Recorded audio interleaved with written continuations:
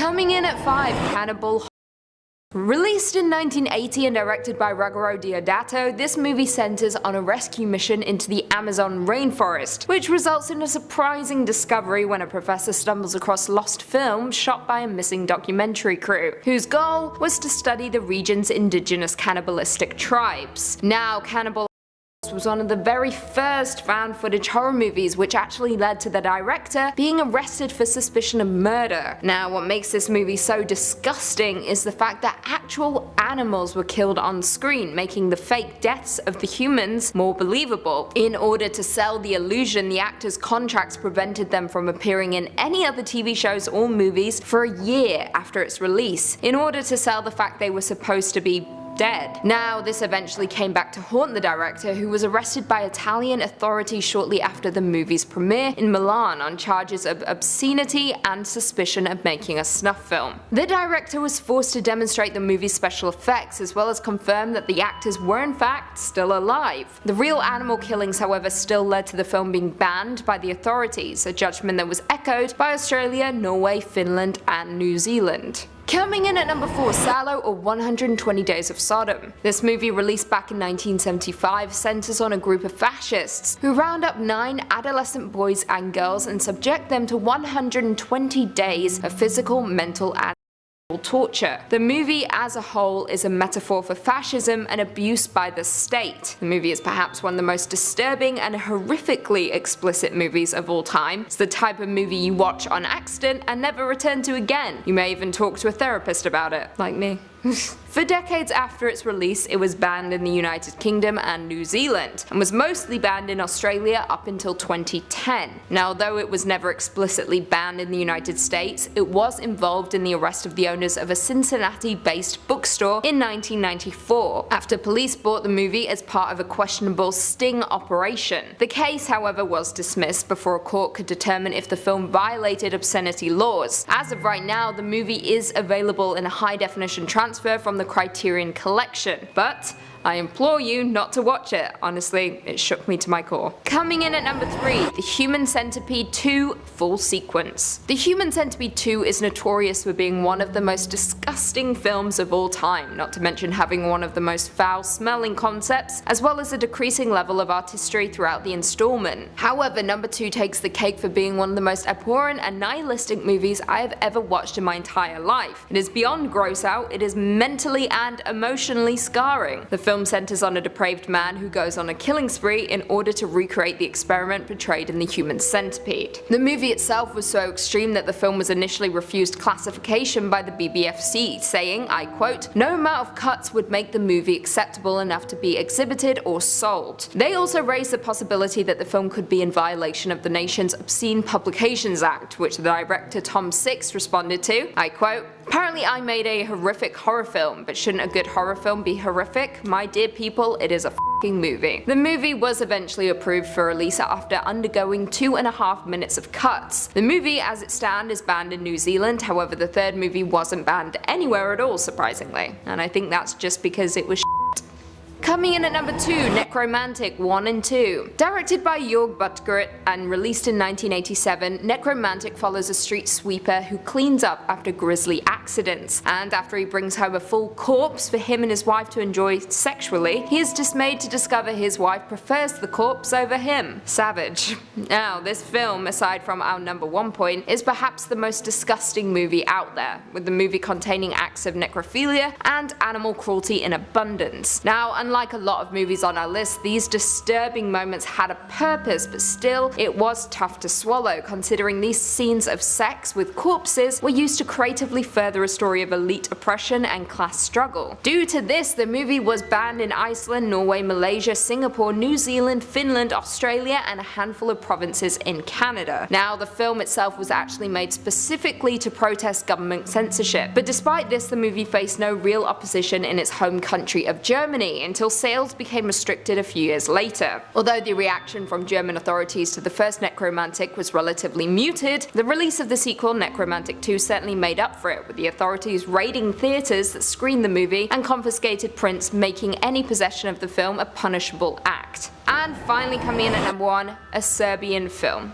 Released in 2010, a Serbian film follows an aging porn star who's struggling to provide for his family. So he agrees to make one last film. Unbeknownst to him, it contains themes of pedophilia, necrophilia, and may end with his death. A Serbian film has over time gained a reputation worldwide for being one of the most extreme and disturbing horror movies ever made, and I can confirm it is horrific. Some of the most horrific moments include the assault of a newborn baby, sex with corpses, and the assault of the protagonist's own child, and that is me putting it tamely. This film is absolutely revolting and should be witnessed by no one. Saying that, it is not surprising in the slightest that it has been banned in Germany, Norway, Brazil, Australia, New Zealand, Malaysia, Spain, and Singapore, with the countries that allowed for the movie's release requiring the movie to undergo censorship cuts, and a lot of them. Following a Serbian film's ban in Spain, the director of a film festival faced criminal charges for daring to show the movie, with the accusation being that the screening constituted exhibition of child pornography. The case was such an overreach in general that the film's director claimed, I quote, "Those prosecutors have no clue what child pornography actually means," and added that the sequences weren't made to be arousing in any way, but to depict the pure horror and brutality of innocence being ruthlessly defiled. Fair point, but still the film is too extreme for most people, including me. Number 5. The Void. Released in 2016, written and directed by Jeremy Gillespie and Steven Konstantansky, is the tale of a police officer who is delivering a patient to a hospital. Okay, so far it's not too crazy. However, this hospital isn't too ordinary. As soon as he gets there, things feel and look weird. Whenever I watch movies with hospitals, I always get so uncomfortable by like the lighting. It's always dark and flickery, no one's ever around. I've had some nightmares as a kid about abandoned hospitals. They're not pleasant. I still have them. I still have many nightmares about hospitals. So he gets there, alright? He drops the patient off, and once he realizes that the patient had heroin marks, the police officer thought, you know what? Probably best to wash the blood off my uniform just to be safe. Pretty standard procedure here. Probably a good call. He bumps into his estranged wife, who was a nurse at the hospital. So he washed up, catched up a little bit, and then he goes out into the hospital hallway and sees the other characters, Beverly and Cliff, there. They're just there. This is when things start to take a bit of a turn. See, Beverly is standing over Cliff. Something just doesn't look right about it. It looks very awkwardly placed. So the police officer, David, walks over and sees that she has stabbed the boy with scissors, like through his eye. It's really gross.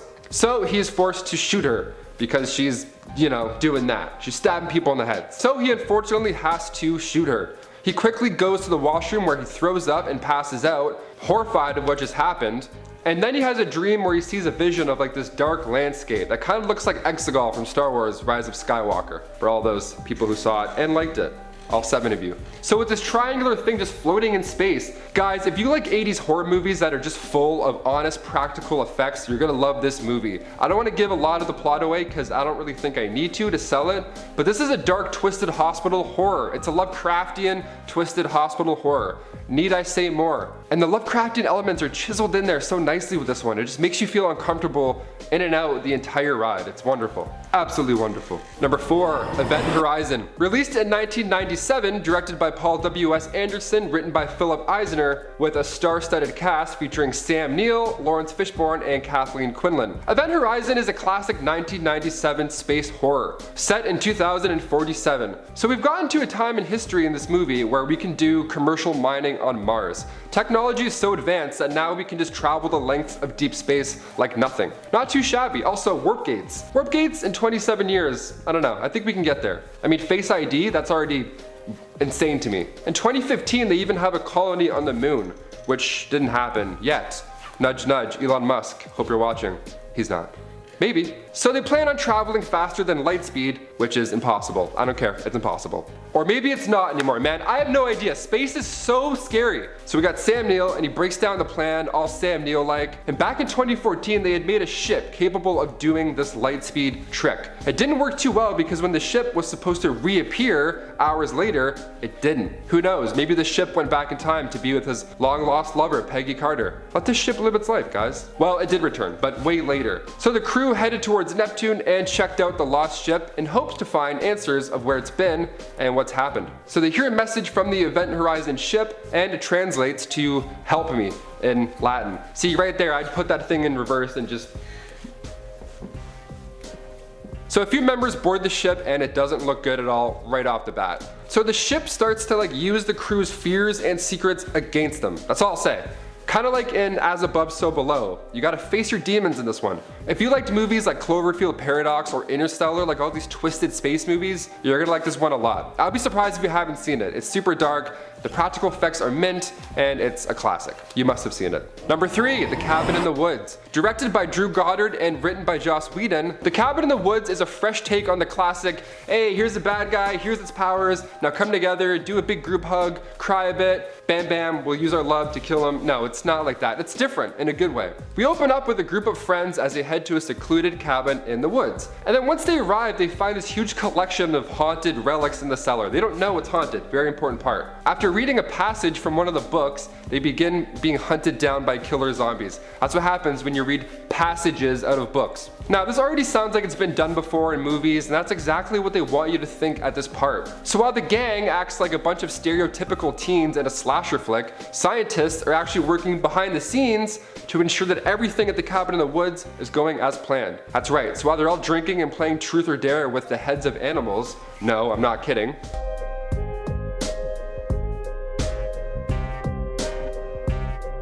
Yeah, no, no one does that. No one ever does. I've done it once, okay? Get out of here. So these scientists are ensuring that the ancient ones get what they want, which is a sacrifice. Of course, of course. The haunted relics are there purposely so that they are discovered. So in the movie, it's said that the Lovecraftian gods, known as the Ancient Ones, actually exist. So in order to keep them calm, cool, and collect, and hopefully not destroy the entire world, a sacrifice must be done, and this is where our leads come in. For a twisted tale of people being bet on for how they're gonna die, it's actually pretty hilarious at parts, and scary too. It is still scary. Can't forget to mention that this movie has a handful of scenes that actually really messed me up for a few hours after I saw it. Like, sure, it's kind of a parody horror movie, but at the same time, these scenes are happening. You are watching a group of friends being stalked by terrifying things. The shots, the music, it's all there. And it's hard not to love the cast too. I mean, the entire time you're watching, sure, you're rooting for the main characters and all, but like, the scientists are also the main characters. They're doing all of this to save the world.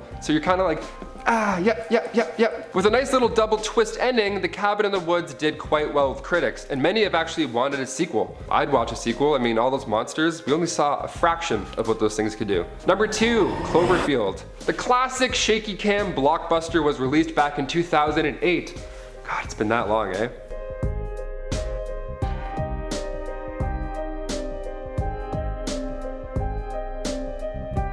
God, it feels like that was just a week ago. This counts as a Lovecraftian horror movie, and I'll tell you why. It was directed by Matt Reeves, the mastermind behind the Planet of the Apes trilogy, the new Planet of the Apes, which is very important. That Planet of the Apes trilogy, not the one where Mark Wahlberg's like, huh? That's the Statue of Liberty? What? Not a bad impersonation. And it was written by Drew Goddard, the guy who went on to write The Cabin in the Woods. That movie I talked about a minute and 10 seconds ago. Be nice if I nailed that. Cloverfield was the first movie that made me physically uncomfortable to watch, like really. All my friends weren't a fan of the whole POV shaky cam thing for an entire movie, but for me it felt like it was something fresh. I mean, sure, it would have been nice to actually see this Lovecraftian monster more than we did, but that's the best part. It's nice when things are bottled up. Don't tell us what's going on, don't tell us what's gonna happen, just show us what the main characters are seeing and we'll figure it out. We figure it out or we don't. That's just how it goes. Sometimes you watch a movie and you're like, or sometimes you watch it and you're like, yep, I understood every single part of that movie. I'm absolutely seeing that again. So we start off with our leads at a farewell party. Ironically, a farewell party. So we got Lizzie Kaplan, Jessica Lucas, TJ Miller. They're having a decent time when all of a sudden there's a big explosion and we see the Statue of Liberty's head. Huh? Statue of Liberty's head? Get out of town. Callback. I knew I had it somewhere. Yeah, so off the bat you think, oh, it's Godzilla. No, it feels scarier somehow. Like in Godzilla, they had these beautiful shots that show the beast in beast mode coming out of the water. But here it's just the actors reacting to the world as it horrifically changes before their very eyes. And if you haven't seen Cloverfield, I think it's time you give it a shot. Even if you have seen it and you weren't a fan the first time, go back, watch it again. With all these modern handheld cam movies out, it's kind of nice to go back to like the OG blockbuster shaky cam horror movie. It's also cool to see alien monster movies from the same perspective as the leads. That's the best part. And finally, number 1, Color Out of Space. Okay, this movie is insanity at its finest. Released in 2019, directed by Richard Stanley, Color Out of Space stars Nicolas Cage, Jolie Richardson, and Julian Hilliard, who we recognize as young Luke from Haunting of Hill House with the glasses. Oh, he's so cute. I always want to grab his glasses and just clean them off, you know? So right off the bat, I knew that this cast liked doing crazy shit.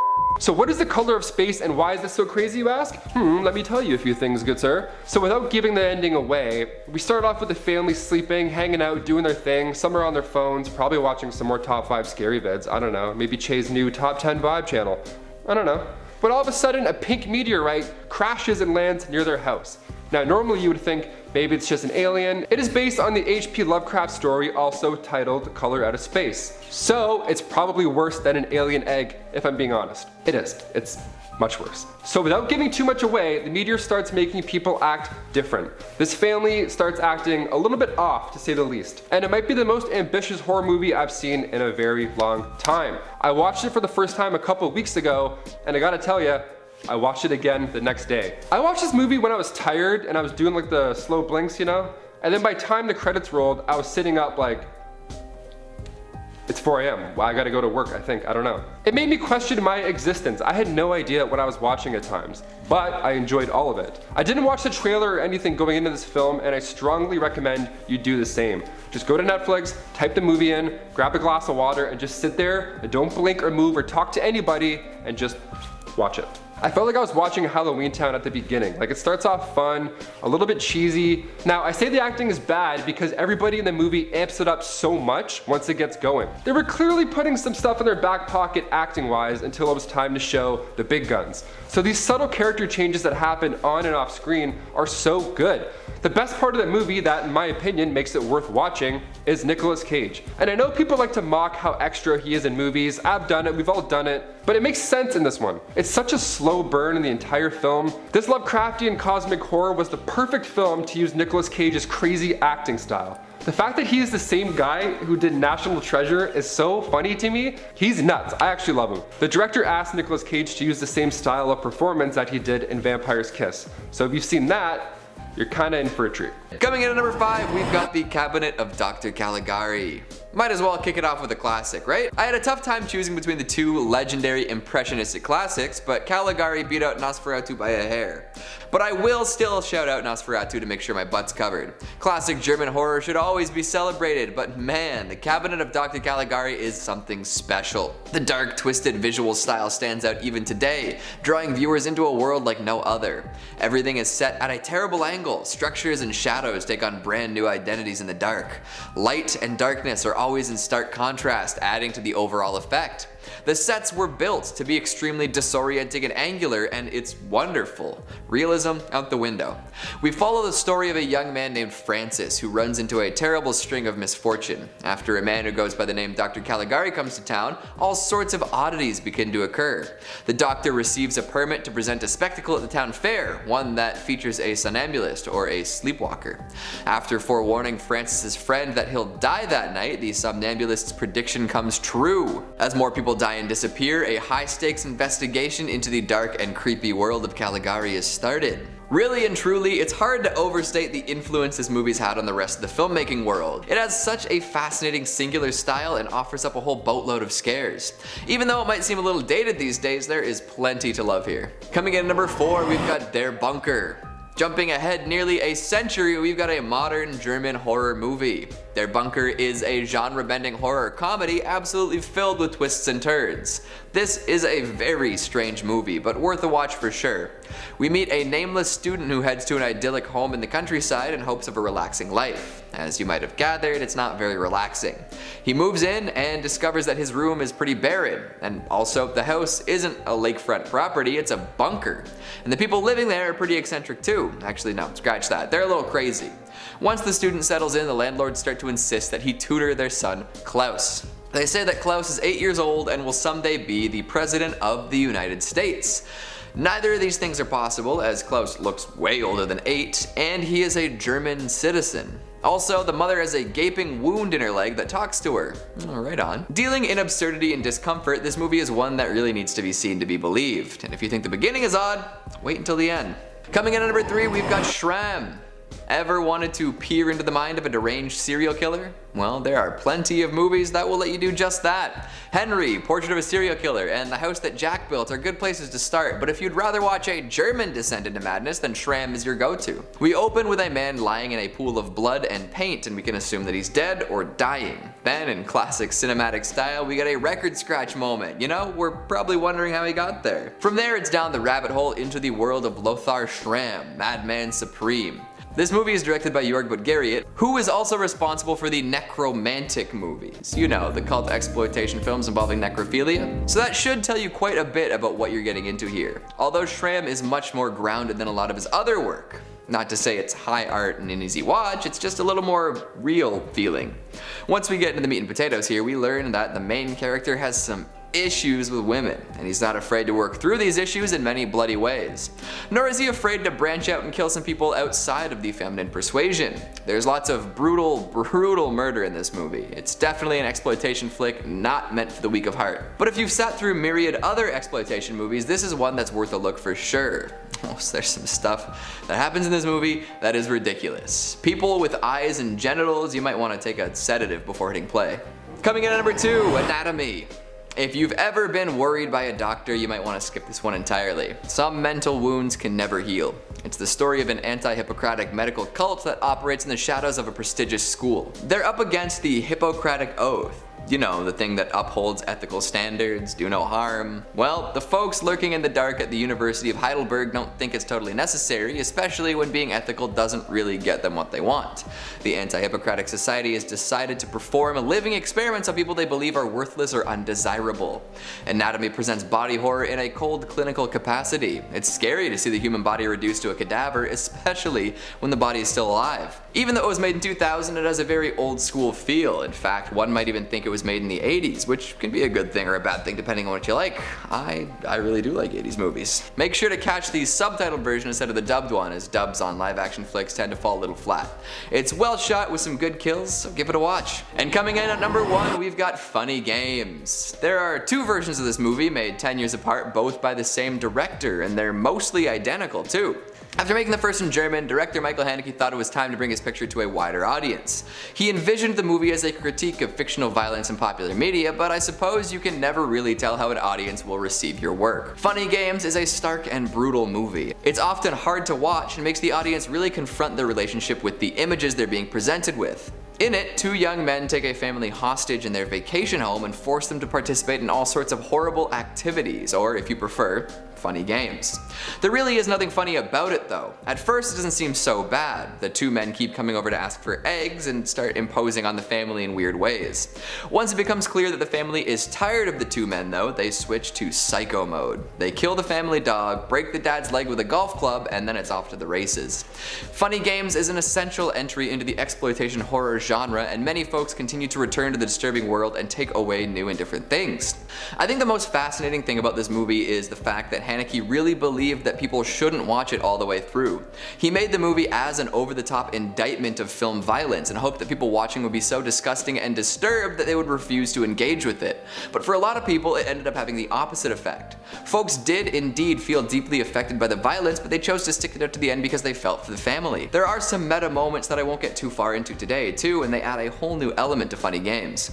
If you're gonna check out one German horror movie, make it this one. Or Caligari, because that's a classic. Coming in at number 5, we've got The Evil Dead 2013. The original Evil Dead changed the horror game and the indie game and was plenty bloody. But when Fede Alvarez put out his take on the cult classic in 2013, people knew a new champion of blood was here. And just in case anyone's worried, I don't think the new Evil Dead unseats the original. It's just way bloodier. Retreading a similar story, the 2013 remake hits a lot of the same notes. However, the scrappy indie charm is mostly absent. Thankfully, Alvarez makes this movie his own, resulting in a tight and polished backwoods bloodfest. There are bloody girls wandering the woods, hammer murders, and electric knife amputations. It's a wicked fun horror movie, and the best and bloodiest has yet to come. See, after a flick full of demonic possessions and murder, it appears as though things are going to get better. Siblings David and Mia are the only ones left alive, and the demon is toying with them. Mia is literally buried alive to deal with the demon inside of her, but David decides he can't let that happen. He digs her up and tries to revive her, resulting in the demon hopping into another one of their friends' corpses. Another bloody attack ensues, and eventually a gas can is shot.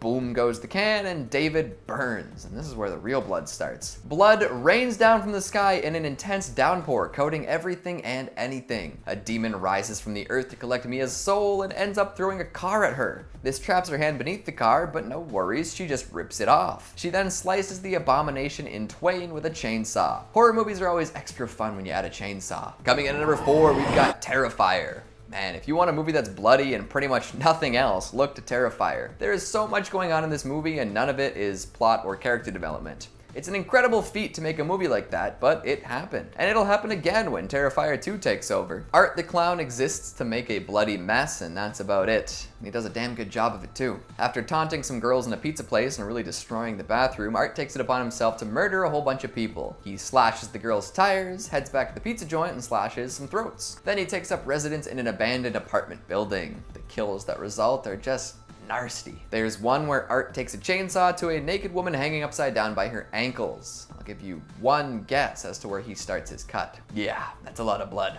Then he shoots a woman to death and cuts the scalp off the only person to show him any affection. And he cuts off her breasts too. What else does Art do in this ridiculous slasher? Well, he takes a hammer to a man's skull, decapitates another dude, smashes through a door with a truck, eats a woman's face, and shoots himself in the head. And it doesn't end there. Oh no, there's gotta be a sequel. Plus the creeping dread that this monochrome mime is still out there waiting to eat your face. Oh, and there's the whole eye gouging scene to kick off the flick too. Although that's not really Art's doing. All he did was disfigure a woman and scar her for life. Coming in at number 3, we've got Cannibal Holocaust. This film has a reputation that precedes it. It's an early example of found footage horror, and at the time folks found it so realistic that the director was held in custody until he could prove that he didn't actually kill anyone during the making of the movie. That's right, it was so bloody people thought it was a legitimate snuff film. I mean, at least he lives up to the title. So yeah, there's a lot of controversy around this movie. Obscenity charges, video nasty lists, and bans on watching it in all sorts of countries. Some that hold up today. It earned all this too. It's a wild, wild movie. Cannibalism, staged massacres, realistic sexual violation, beheadings, spear wounds, leg amputations, and more. Lots of blood. But some of the more controversial kills were more realistic than one would have imagined. No humans actually died during the filming of this movie, but real animals did. They spilled the blood of 7 during the course of filming. The animals included a coati, a turtle, a tarantula, a boa constrictor, 2 monkeys, and a pig. So in addition to the copious amounts of fake blood, some real blood was there as well. Lots of folks took great issue with this, stirring up all sorts of arguments among filmmakers and film goers. Cannibal Holocaust has a reputation like no other flick out there. Coming in at number 2, we've got Piranha 3D. Back to some more lighthearted fare, here's a movie that required the use of a gas tanker to pump enough fake blood into the scene. 75,000 gallons to be precise. Oh, that's a lot of blood. It seems as though B-movies do blood the best, although that might just be personal experience talking. And when it comes to B-movies, Piranha 3D is one of the best of the decade. An earthquake reveals an ancient lake beneath another lake. This hidden body of water is full to the brim with killer piranhas, able to tear their prey to bits in seconds. Thus begins a life and death struggle between the people of a small tourist town and some killer fish. Blood is most definitely in the water. At first, there are a few isolated kills. Fishermen and cliff divers fall victim to the toothy terrors. This provides a good deal of blood, but not enough. For the number 2 spot on our list, we need a massacre, and a massacre we get. After refusing to close down the lake during spring break, the piranhas really make the police department regret their decision. Pretty much everyone having a blast in the lake is chewed to pieces, resulting in one of the craziest bloodbaths of all time. Like, a majority of the cast and extras die in this scene. The lake essentially turns into a people blender, and you don't want a sip of this smoothie. Go big or go home, I guess. Everything that happens after this scene seems tame in comparison, which is both a bit of a bummer and a testament to just how big and bloody that massacre was. Then we catch a glimpse of a man-sized piranha. Imagine that scene. And finally at number 1, we've got Dead Alive. Or Brain Dead, your choice. Man, this movie's incredible. Pre-Lord of the Rings Peter Jackson just pushing his technical prowess to the absolute edge. From stop-motion zombie monkeys to satanic babies to a giant motherly monster with a hungry womb, this movie is non-stop special effects insanity. Technically, Piranha 3D is bloodier with 75,000 gallons to Dead Alive's 1,000, but I think Dead Alive makes the blood go further, especially since it doesn't take place in a lake. Every time you think this movie has hit its peak, it tops itself. Hidden familial real basement zombies progresses into the unearthing of an undead mother, which turns into a romp in the park with a deadly infant, which becomes a big house party where everyone devolves into flesh-hungry monsters. Of course, the bloodiest bit has to be the lawnmower sequence. There's only one way to mow down that many zombies at once, am I right? Then there's the climactic showdown with a disgusting and bloated mega zombie mom who produces a fair bit of blood and fluids herself. I can't imagine a more splattery splatter movie, and I doubt anyone will come up with anything to top it off. I can't imagine a more splattery splatter movie, and I doubt anyone will come up with anything to top it anytime soon. Although I wouldn't be mad if someone did. That's a challenge, up-and-coming directors. So does anyone fancy a swim? I feel like all this blood pooled around my ankles has to be put to good use somehow. Not every horror movie needs to be excessively bloody, but it often helps.